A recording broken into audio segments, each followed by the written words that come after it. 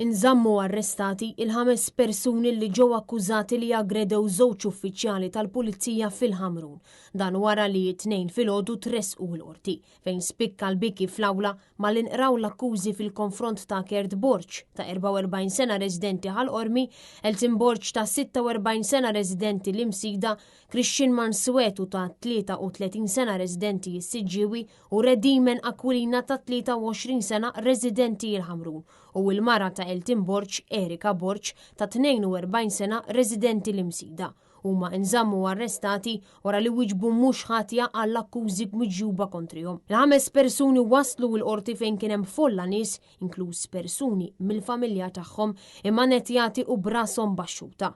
Il-5 imputati qed jiġu akkużati li nġemgħu bil-ħsieb li jwettqu qatt ta' vjolenza, teddid jew rowwixti li jġibu twerwir li bi-vjolenza jġelu lill-uffiċjali tal-Pulizija jagħmlu qatt li m'għandux x'jaqsam mal-kariga tagħhom, li wettqu offiża u attakkaw lill-istess uffiċjali filwaqt li qiegħdu f'periklu ċar il-ħajja ta' uffiċjal tal-Pulizija. Huma qed ikunu akkużati wkoll fost l-oħrajn li kisru l-bonordni u li kaġunaw ħsara volontarja fuq il-ħwejjeġ ta' terzi persuni għad-detriment tal-korp tal-Pulizija. Il-qorti perseduta mill-Maġistrat Joseph Gatsemet kif nhar is-Sibt 21 ta' Settembru għal ħabta ta' 8 ta' filgħaxija, il-Pulizija tad-Distrett ġew Malta wara li żewġ pulizija kienu allegatament involuti f'argument fit-triq il-kbira il-Ħamrun fejn inġemgħu madwar 10 persuni oħra.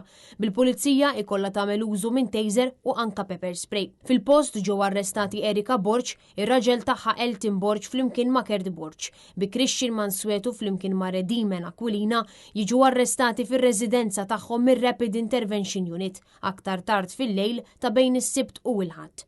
Fawla li kellha fiha preżenza qawwija ta' pulizija, l-avukati difensuri talbu l-ħelsien mill-arrest għall-akkużati kollha. B'din it-talba tiġi oġġezzjonata mill-prosekuzzjoni minħabba intraċċar ta' evidenza.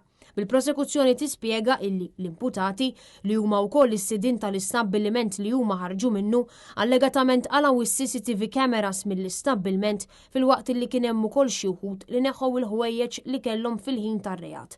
Dan filwaqt li spjegaw li fil-każ li jingħataw il-ħelsien mill-arrest dan jista' jirriżulta f'kaos fis-soċjetà Maltija minħabba l-pubbliċità illi kellu dan il-każ.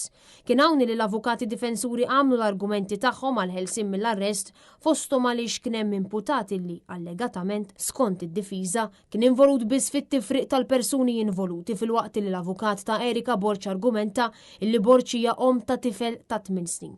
Kien hawn illi d-difiża argumentati li l-ebda imputat ma jista' jintraċċa l-evidenza għaliex il-filmati huma pubbliċi u jiġdu dak kollu li kienet jiġri. Intant fost il-miġġema ta' qraba li kien hemm fil-kuruturi tal-qorti, l-imputati ittieħdu lura fil-faċilità korrettiva ta' Kordin.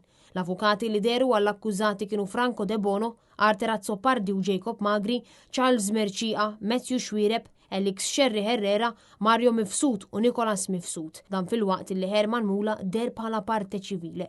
Il-prosekuzzjoni tmexxiet mill-ispettur Elisja Xikluna filwaqt li għall-uffiċċju tal-Avukat Ġenerali deret l-Avukat Jennifer Polidano.